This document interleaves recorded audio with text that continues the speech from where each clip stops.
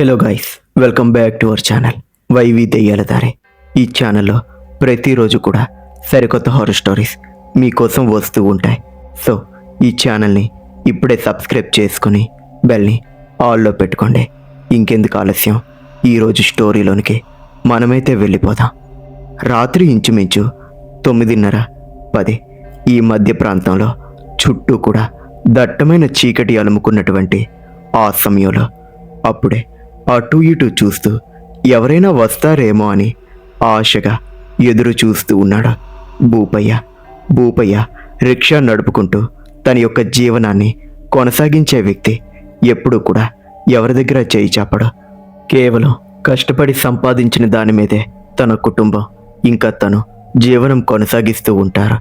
అయితే ఎప్పట్లాగానే ఆ రోజు కూడా రాత్రైనా సరే కష్టపడుతూ ఎవరైనా కనిపిస్తారేమో, వాళ్ళను ఊళ్ళోనికి తీసుకొని వెళ్తాం, డబ్బులు వస్తాయి అని ఆశతో అక్కడున్నటువంటి బస్ స్టేషన్లో ఎదురు చూస్తూ ఉన్నాడు.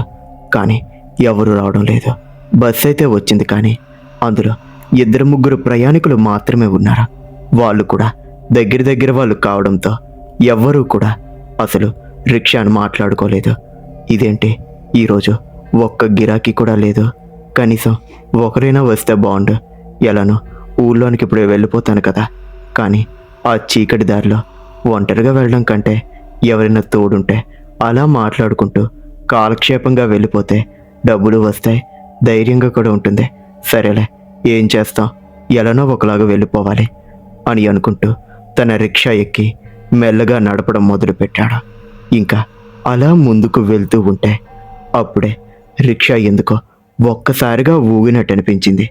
ఇదేంటి ఇలా ఊగుతోంది అని ఒకసారి దిగి మొత్తం చూశాడు.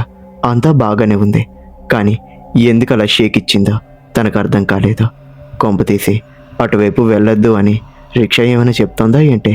అయినా ఇలాంటి మూఢనమ్మకాలు నేను నమ్మను కదా అని అనుకుంటూ మళ్ళీ తన రిక్షా ఎక్కి తొక్కుతూ మెల్లగా పాట పాడుకుంటూ ముందుకు వెళ్తూ ఉన్నాడు. అలా ఆ బస్ స్టేషన్ దారి దాటి ఊరికి దూరంలో ఉన్నటువంటి ఆ దారిలోనికి ఎంటర్ అయ్యాడు. ఆ దారిలో నైట్ టైం కూడా ఎవరు అంతగా వెళ్ళరు. అలా ముందుకు వెళ్తూ ఉంటే ఎందుకో తెలీదు, తన మనసు కీడు జరగబోతోంది అని పదే పదే చెప్తున్నట్లు తనకు అనిపిస్తూ ఉంది. ఇదేంటి ఎప్పుడూ లేదులా, ఈరోజేంటి కొత్తగా అని అనుకుంటూ ముందుకే వెళ్తున్నాడు తప్ప మళ్ళీ వెనక్కి వెళ్ళడం లేదు. ఎందుకంటే ముందునే ఉంది వాళ్ళ ఇల్లు. వెనక్కి వెళ్తే ఆ రాత్రి మొత్తం బస్ స్టేషన్లో ఎవరు పడుకుంటారో అని అనుకుంటూ ముందుకే వెళ్తున్నాడు. అలా చాలా సమయం గడిచిపోయింది. చుట్టూ కూడా ఎవ్వరూ లేరు. ఒంటరిగా ఆ మట్టి దారిలో ముందుకు అడుగులు వేస్తూ ఉన్నట్టు ముందుకే వెళ్తూ ఉంది రిక్షా. చుట్టూ ఎవరూ లేకపోవడంతో ఎటువంటి అలికిడి కూడా లేదు. కనీసం పురుగుల శబ్దం కూడా ఎక్కువగా లేదు, చాలా తక్కువగా ఉంది. మొత్తం కూడా నిశ్శబ్దం. ఆ నిశ్శబ్దంలో తన చెవులకు భయంకరమైన నిశ్శబ్దమే గట్టిగా వినిపిస్తూ ఉంది. ఇదేంటి ఈరోజు మరి ఇంత నిశ్శబ్దంగా ఉంది, ఇంత నిశ్శబ్దంలో చెవులు పోతాయేమో అని అనుకుంటూ ఒక్కసారిగా తన దగ్గరున్నటువంటి రిక్షా బెల్ను గట్టిగా కొట్టాడు. ఆ నిశ్శబ్దంలో ఒక్కసారిగా బెల్ వినిపించేసరికి చుట్టుపక్కల ఒక్కసారిగా అది రింగుమంది. అంతే, ఆ శబ్దం చేసుకుంటూ ముందుకు పాట పాడుకుంటూ వెళ్ళిపోతూ ఉన్నాడు. కానీ ఈ మధ్య ఊర్లో కొన్ని పుకార్లైతే పుట్టాయి. అవి ఏంటి అంటే, ఈ దారిలో రాత్రి భయంకరమైనది ఏదో తిరుగుతూ ఉందని, అది మనుషులను చూస్తూ ఉంటే అస్సలు వదలట్లేదని ముసలి వాళ్ళు చెప్పుకుంటూ ఉన్నారు. కానీ ఇలాంటివేమీ కూడా భూపయ్య నమ్మడు. అందుకే ఎంత భయం వేసినా సరే ధైర్యంగా ముందుకే వెళ్తూ ఉన్నాడు. అలా ఇంకాస్త దూరం వెళ్ళిన తర్వాత అప్పుడే తన రిక్షా ఒక్కసారిగా ఆగినట్టు అనిపించింది. ఏమైందే నీకు ఈరోజు? అక్కడేమో షేక్ ఇచ్చావు, ఇక్కడేమో ఒక్కసారిగా ఇలా ఆగిపోయావు అని కిందకి దిగి చైన్ చూసుకున్నాడు. చైన్ కొంచెం పక్కకి తప్పింది. వెంటనే దాన్ని సరిచేసి మళ్ళీ రిక్షా ఎక్కి బండిని నడుపుతూ ఉన్నాడు. అలా ఇంకాస్త దూరం ముందుకు వెళ్ళిన తర్వాత అప్పుడే చాలా దూరంలో రోడ్డుకు మధ్యలో ఎవరో నిలబడి ఉన్నట్టు తన కంటికి కనిపించింది. ఆ దృశ్యాన్ని చూడగానే మెల్లగా రిక్షా వేగం తగ్గింది. ఇదేంటి రోడ్డుకు అడ్డంగా ఎవరై ఉంటారు అని అనుకుంటూ మెల్లగా ముందుకు వెళ్తే రోడ్డుకు మధ్యలో ఒక 40 ఏళ్ళు ఉన్నటువంటి ఒక మహిళ కనిపించింది. ఆ మహిళ ఎర్రని ఇంకా ఆకుపచ్చని చీర కలిగలిసిన ఒక చీర కట్టుకొని రోడ్డుకు అడ్డంగా నిలబడి కనిపించింది. ఓ అమ్మా, ఎవరు నువ్వు? ఇంత రాత్రి సమయంలో ఈడ ఒంటరిగా ఏం చేస్తున్నా అని భూపయ్య అడిగాడు. ఆ మాటకు ఆమె మెల్లగా దగ్గరికొచ్చి, ఏమండి, నేను ముందున్న ఊరికే పోతున్నాను, మీరు నన్ను అక్కడ దించుతారా? మీకు ఎంత కావాలంటే అంత డబ్బులు ఇస్తాను అని అనింది. ఆ మాట చెప్పగానే భూపయ్య ఒక్కసారిగా కిందకి దిగాడు. రండి, తొందరగా ఎక్కండి అని అన్నాడు. ఎందుకంటే అసలు ఎటువంటి గిరాకీ లేక నిరాశతో ఇంటికి తిరిగిపోతున్నటువంటి భూపయ్యకు ఒక్కసారిగా దారికి మధ్యలో ఇలా ఒక మహిళ కనిపించి ముందున్నటువంటి ఊళ్ళో దించితే ఎంత డబ్బులు కావాలన్నా అంత ఇస్తాను అని చెప్పింది కదా. అందుకే ఆ ఆశతో ఒక్కసారిగా కిందకి దిగి ఆమెను పైకెక్కమన్నాడు. ఆమె సరే అండి అని చెప్పి మెల్లగా అడుగులు వేసుకుంటూ రిక్షా మీదకి ఎక్కి కూర్చుంది. వెంటనే భూపయ్య కూడా ఎక్కి బండిని ఒక్కసారిగా నడుపుతూ ఉన్నాడు. ఆమె కొంచెం బరువుగా ఉండడంతో చాలా కష్టంగా బండిని నడుపుతూ ఉన్నాడు. ఏమండి, మిమ్మల్ని ఊళ్ళో ఎప్పుడు చూడలేదు, ఎక్కడికి వెళ్తున్నారు అని భూపయ్య అడిగాడు. నేను ఊళ్ళో ఒక ఇంటికి పోతున్నాను, మీ పేరేంటి అని ఆవిడ అడిగింది. నా పేరు భూపయ్య, మరి మీ పేరేంటి అని అడిగితే ఆమె మాత్రం సమాధానం చెప్పలేదు. నిశ్శబ్దంగా కూర్చొని ఉంది. భూపయ్య కూడా మరోసారి అడగలేదు. ఇంకా వాళ్ళ యొక్క ప్రయాణం అయితే నెమ్మదిగా ముందుకు కొనసాగుతూ ఉంది. కానీ ఎప్పుడైతే ఒక చింత చెట్టు దాటారో అప్పుడే ఆవిడ మెల్లగా ఇలా అంటూ ఉంది, ఏమండి, నన్ను ఈ పక్కకు ఆపేయండి అని అనింది. అదేంటమ్మా, ఇంకా ఊరి దగ్గర వరకు రాలేదు కదా అని భూపయ్య అన్నాడు. లేదు లేదు, ఒక్క నిమిషం ఆపండి అని ఆమె చెప్పింది. సరే అని మెల్లగా బండిని ఆపాడు. ఆమె వెంటనే కిందకి దిగి అసలు వెనక్కి తిరిగి చూడకుండా ఆ చెట్ల పొదల్లోనికి నడుచుకుంటూ వెళ్ళిపోతోంది. ఏమ్మా, ఇదేంటి మధ్యలో ఇలా ఆపేసి చెట్ల వైపు వెళ్ళిపోతున్నా అని భూపయ్య అడిగాడు. ఆమె మాత్రం ఎటువంటి సమాధానం చెప్పలేదు. అమ్మా, కనీసం కొంచెం డబ్బులైనా ఇవ్వండి, మిమ్మల్ని అంత దూరం నుండి ముందుకైనా తీసుకొని వచ్చాను కదా అని భూపయ్య అంటూ ఉన్నా సరే ఆమెలో ఎలాంటి మార్పు లేదు. కానీ అలా వెళ్తూ వెళ్తూ చెట్ల నీడలో ఆమె కలిసిపోయింది. ఎక్కడా కనిపించలేదు. అంతే, ఆ దృశ్యాన్ని చూసిన భూపయ్యకు గుండె జల్లుమంది. ఇదేంటి, ఇంతవరకు ఇక్కడే కదా నడిచింది, అప్పుడే ఎటుపోయిందబ్బా అని అనుకుంటూ ఆశ్చర్యంగా అటు ఇటు చూశాడు. కానీ ఆమె యొక్క ఆచూకీ ఎక్కడా కూడా కనిపించలేదు. కొంపు తీసి ఇదేమైనా ఆత్మనా ఏంటి అని అనుకుంటూ డబ్బులు పోతే పోయాయి అని వేగంగా తిరిగి బండెక్కి వేగంగా నడుపుకుంటూ ముందుకు వచ్చేస్తూ ఉన్నాడు. అలా ఇంకాస్త దూరం వచ్చాడో లేదో మళ్ళీ రోడ్డుకు చాలా దూరంలో ఎవరో మధ్యలో నిలబడినట్టు తన కంటికి కనిపించింది. అంతే, ఒక్కసారిగా వెన్ను మొత్తం వణికింది. ఇదేంటి, మళ్ళీ ఎవరో కనిపిస్తున్నారో అని బండిని భయం భయంగానే ఆ దిక్కువైపుగా తీసుకొని వెళ్ళాడు. అంతే, తన యొక్క కళ్ళు పెద్దవయ్యాయి. ఎందుకంటే ఇందాక ఆ తుప్పల్లోనికి వెళ్ళిపోయినటువంటి అదే మహిళ పక్కన నిలబడి బండిని ఆపుతూ ఉంది.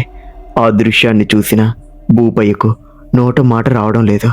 ఇదేంటి, ఈవిడిందాక అటువైపు పోయింది కదా, మళ్ళీ ఇక్కడికి వచ్చిందేంటి అని భయపడుతూ అలానే చూస్తూ ఉన్నాడు. వెంటనే ఆమె దగ్గరికి వచ్చి, ఏవండి, ఈ దగ్గరలో ఉన్న ఊరికి తొందరగా వెళ్ళాలి, మీకు ఎంత డబ్బులు కావాలంటే అంత ఇస్తాను, నన్ను కాస్త దించుతారా అని అడిగింది. ఆ మాట విన్నటువంటి భూపయ్యకు ఏమీ అర్థం కావడం లేదు. ఇందాక కూడా అచ్చం ఇలాగే అడిగింది. ఏవండి, మీకేమైనా పిచ్చా? ఇందాక కూడా మీరు అలానే అడిగారు, మళ్ళీ మిమ్మల్ని తీసుకొని పోతే ఎటో వెళ్ళిపోయారు. అసలు ఏంటి, మీరు ఆటలాడుతున్నారా అని భూపయ్య అడిగాడు. ఏంటి, నేను మీతో మాట్లాడానా? నేను ఇంతవరకు మిమ్మల్ని చూసిందే లేదు అని ఆమె సమాధానం ఇచ్చింది. ఆ మాటతో తనకు భయం ఇంకాస్త పెరిగింది. అంతే, సరే సరే, నేను ఊరు వైపు పోవడం లేదు, వేరే వైపు పోతున్నాను అని అతను చెప్పగానే, పర్లేదు, మీరు ఎటు వెళ్తే అటువైపే వస్తాను అని ఆమె సమాధానం ఇచ్చింది. ఇంకా అంతే, ఆ మాటతో భూపైకి అర్థమైపోయింది అది మనిషి కాదు అని. వెంటనే ఒక్కసారిగా బండిని ముందుకు తోలుకుంటూ, లేదు లేదు, నేను ఈరోజు ఎవరిని ఎక్కించుకోదలుచుకోలేదు అని ముందుకు వెళ్ళిపోతూ ఉంటే, ఎక్కించుకోవా, ఎలా ఎక్కించుకోవో నేను చూస్తాను అని ఆమె మెల్లగా అక్కడే నిలబడిపోయింది. భూపయ్య మాత్రం బండిని వేగంగా ముందుకు తోలుకుంటూ అక్కడి నుండి బయటపడాలని చూస్తున్నాడు. కానీ దారి మాత్రం ముగిసిపోవడం లేదు. భగవంతుడా, ఇంతసేపటి నుంచి బండిని తొక్కుతా ఉన్నాను, కాళ్ళకైతే అలుపస్తా ఉంది, కానీ ఇదేంది ఊరు మాత్రం రావట్లేదు అని అనుకుంటూ, అలానే ఊరు ఎప్పుడు వస్తుందో అని ఆశగా ఎదురు చూస్తూ ఉంటే, మళ్ళీ ఇంకాస్త దూరం వెళ్ళిన తర్వాత రోడ్డుకు మధ్యలో మళ్ళీ అదే ఆమె కనిపించింది. ఇంక తనకు అర్థమైపోయింది, ఈ రాత్రి తనను అది అస్సలు వదలదని.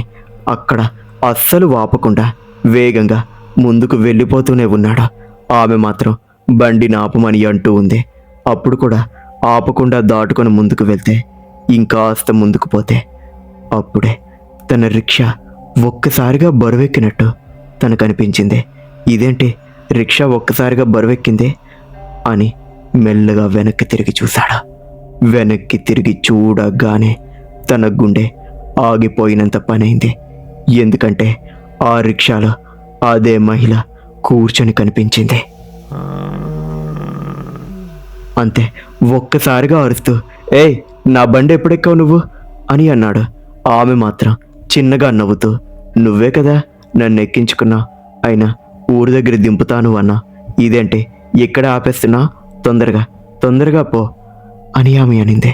అసలు భూపైకు ఏం చెయ్యాలో అర్థం కావడం లేదు. ఆమెతో మాట్లాడుతూ ఉంటే అసలు మనిషితో మాట్లాడుతున్నట్టే లేదు. రోమాలు మొత్తం నిక్కబొడుచుకుంటూ ఉన్నాయి. భగవంతుడా, ఈ దెయ్యం ఏంటి నన్ను ఇలా వెంటాడుతోంది అని అనుకుంటూ బండినైతే మెల్లగా ముందుకు పోనిస్తూ ఉన్నాడు. సరేనండి, మిమ్మల్ని ఊరి దగ్గర వరకు దింపుతాను అని ఆమెతో ఇంక గొడవ పడకుండా ముందుకే వెళ్తూ ఉన్నాడు. కానీ వెనుక నుండి మాత్రం బరువు అలా అలా పెరిగిపోతూ ఉంది. రిక్షా ఎక్కడ విరిగిపోతుందేమో అన్నంత బరువు ఒక్కసారిగా పెరిగింది. ఇంకా ఆమెను అస్సలు తొక్కలేకపోతున్నాడు. ఒక్కసారిగా బండి నాపి మెల్లగా మళ్ళీ వెనక్కి తిరిగి చూశాడు. అంతే, ఈసారి చూసిన వెంటనే తను గట్టిగా అరవడం మొదలుపెట్టాడు. ఎందుకంటే ఇందాక కనిపించినటువంటి మామూలు రూపం అక్కడ లేదు. ఒక భయంకరమైన వికృతమైన ఆకారంలో ఒక భారీ మహిళ కూర్చొని తన వైపే చూస్తూ భయంకరంగా నవ్వుతోంది. నువ్వు నన్ను ఊళ్ళోనికి తీసుకొని పోవడం కాదు, నేనే నిన్ను నా చోటుకి తీసుకొని పోతాను, రా, నా దగ్గరికి రా అని మెల్లగా ఆమె చేతిని చాచింది. అంతే, భూపయ్య ఒక్కసారిగా అరుస్తూ రిక్షా మీద నుండి కిందకి దూకేసి పరిగెత్తడం మొదలుపెట్టాడు. అంతే, ఆమె మాత్రం రిక్షా మీదే కూర్చొని, నువ్వు ఎక్కడికి పారిపోలేవు, ఈరోజు నీ ప్రాణం నా చేతిలో పోతుంది అని భయంకరంగా నవ్వుతోంది. ఆ నవ్వుకు చుట్టుపక్కల ఉన్నటువంటి పక్షులు, పిట్టలు, పురుగులు అన్నీ ఎగిరిపోతూ ఉన్నాయి. భూపయ్య మాత్రం భయంకరంగా అరుస్తూ ఏడుస్తూ, భగవంతుడా, నువ్వే నన్ను కాపాడు అని దేవుణ్ణి అర్థించుకుంటూ వేగంగా గుండెను అరచేతుల్లో పెట్టుకొని అక్కడి నుండి పరుగును లంకించుకున్నాడు. చాలాసేపు పరిగెత్తిన తర్వాత మళ్ళీ దూరంగా అదే రిక్షా కనిపించింది. అంతే, ఒక్కసారిగా గుండె ఆగినంత పనైంది. ఇదేంటి, మళ్ళీ నా రిక్షా నాకటికే కనిపిస్తోంది అని చూస్తూ ఉంటే మెల్లగా రిక్షా మీద కూర్చున్నటువంటి ఆ భయంకరమైన మహిళ మెల్లగా వెనక్కి తిరిగి చూసి ఇలా చెప్పడం మొదలుపెట్టింది. ఎందుకు పరిగెత్తి నీ యొక్క బలాన్ని పోగొట్టుకుంటా, నువ్వు ఎక్కడికి వెళ్ళినా తిరిగి నా దగ్గరికే రావాలి అని ఆమె అయితే చెప్పింది. ఇంకా అంతే, ఆ రోజు తన యొక్క పని అయిపోయింది అని తను అనుకున్న సమయంలో అప్పుడే చాలా దూరం నుంచి ఏదో ఒక శబ్దం వినిపించింది. వెంటనే ఆ దిక్కు వైపు చూశాడు. ఎవరో ఒక అతను పెద్దగా శబ్దం చేసుకుంటూ ఆ దిక్కుగా నడుస్తూ ఉన్నాడు. చూస్తే అతను ఇంకెవరో కాదు, ఆ ఊళ్ళో అప్పుడప్పుడు తిరిగే ఒక అడుక్కునే వ్యక్తిలాగా కనిపించాడు. ఇదేంటి, వీడు ఈ సమయంలో ఈ దిక్కు వైపున వస్తున్నాడు అని చూస్తూ ఉండగానే ఆ అడుక్కునే వ్యక్తి వేగంగా భూపయ్య దగ్గరికి వచ్చి, భూపయ్య గారు, ఏంది ఈ సమయంలో ఇక్కడ ఒంటరిగా నిలబడ్డారు? మీ రిక్షా ఏది అని అడిగాడు. అంతే, జరిగినదంతా అతనితో చెప్పగానే అతను ఒక్కసారిగా నవ్వి, ఏంది దెయ్యమా? దెయ్యానికి మనం భయపడితేనే అది మనల్ని భయపెడుతుంది. ఒక్కసారి ధైర్యంగా ఎదురు నిలబడి చూడండి, అది అస్సలు మన ముందు నిలవలేదు అని అన్నాడు. అంతే, ఒక్కసారిగా ఆ రిక్షా మీద నుండి ఒక రూపం మెల్లగా కిందకి దిగింది. భూపయ్యకు ప్రాణాలు పోతున్నట్టున్నాయి.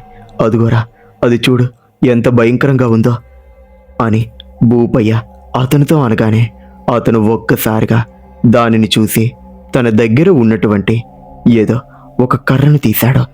ఆ కర్రకు ఏవేవో రక్షలు చుట్టూ ఉన్నాయి. దానిని అటువైపు చూపిస్తూ, ఏయ్, ఎవరితో నువ్వు? మర్యాదగా రిక్షా నొదులు, ఇక నుండి పో అని ఇష్టం వచ్చినట్టు తిట్టడం మొదలుపెట్టాడు. అంతే, ఎప్పుడైతే అతను అంత ధైర్యంగా చేతిలో దానిని పట్టుకొని తిట్టుకుంటూ వస్తున్నాడో ఆ దెయ్యం మెల్లగా వెనక్కి తగ్గడం మొదలుపెట్టింది. ఆశ్చర్యం, భూపయ్యకు నోట మాట రావడం లేదు. ఇదేంటి, వీడికి ఇంత శక్తి ఉందా అని ఆశ్చర్యంగా చూస్తున్నాడు. రే, ఏం చేస్తున్నావురా నువ్వు? దాన్ని అలా వెళ్ళగొడుతున్నా అని వెనుకనే నడుచుకుంటూ వస్తున్నాడు. అతను మాత్రం ఏమీ పట్టించుకోవట్లేదు. కేవలం దాని మీద దృష్టి నిలిపి దాన్ని తిడుతూ వేగంగా రిక్షా దగ్గరికి పరిగెత్తుకుంటూ వచ్చాడు. అంతే, అది ఒక్కసారిగా మాయమైపోయింది. అమ్మయ్య, అది వెళ్ళిపోయినట్టుంది. అయినా దీన్ని ఎలా చేశావు అని భూపయ్య అతనిని అడిగితే అతను ఇలా సమాధానం చెప్పాడు. ఏం లేదండి, ఇదిగో ఈ కర్ర ఉంది చూడు, అప్పట్లో మా గురువు ఇది ఇచ్చాడు. మేము రాత్రిళ్ళు కూడా ఇలా అడుక్కుంటూ తిరుగుతాం కదా, అలాంటి టైంలో భయంకరమైన గాలులు, పీడలు మా ఎంట తిరుగుతూ ఉంటాయి. అందుకే వాటి నుంచి మమ్మల్ని మేము రక్షించుకోవడానికి ఇలాంటివి మా వెంట పట్టుకుంటూ తిరుగుతూ ఉంటాం. ఇవి చాలా శక్తివంతమైనవి. అందులోనూ మాకు ఇల్లే ఉండదు కదా, ఎక్కడ పడితే అక్కడ పడుకోవాలి. అలాంటి టైంలో ఏవో ఒకటి వస్తాయి, అందుకే మా పక్కన ఇవి పెట్టుకుంటాం. అయినా మీరెందుకు భయపడుతున్నారు? తొందరగా ఇంటికి వెళ్ళిపోండి, ఇక్కడ ఎక్కువసేపు ఉండడం అంత మంచిది కాదు అని చెప్పాడు. సరే, నువ్వు కూడా మా ఇంటికి రా, భోజనం చేద్దువుగానే అని భూపయ్య అతనిని తీసుకొని ఇంటికి వెళ్ళాడు. ఆ తర్వాత భోజనం పెట్టి ఆ రోజు రాత్రికి అక్కడే పడుకోమన్నాడు. అతనైతే లేదు లేదు, నాకు ఇళ్లలో పడుకోవడం అంత అలవాటు లేదు, బయట పడుకుంటాను అని చెప్పి బయటికి వెళ్ళిపోయాడు. కానీ ఆ రోజు మాత్రం అతను రాకపోయి ఉంటే ఈ పాటికి భూపయ్య యొక్క పని ఎప్పుడూ అయిపోయి ఉండేది. కానీ ఆ పొలిమేరలో, ఆ మట్టిదారిలో తిరిగే ఆ భయంకరమైన రూపం ఏంటా అనేది ఆ ఊళ్ళో ఎవరికీ తెలీదు. కానీ రాత్రులు మాత్రం అది సంచరిస్తూ ఉంటుందని అందరూ అనుకుంటూ ఉంటారు. చూశారు కదా, ఇది ఇవాల్టి స్టోరీ. ఇలాంటి మరిన్ని స్టోరీస్ కోసం ఇప్పుడే మన వైవి దెయ్యాల దారి ఛానల్ని సబ్స్క్రైబ్ చేసుకొని బెల్ని ఆల్లో పెట్టుకోండి. మరొక వీడియోతో మళ్ళీ కలుద్దాం. Until then, bye bye.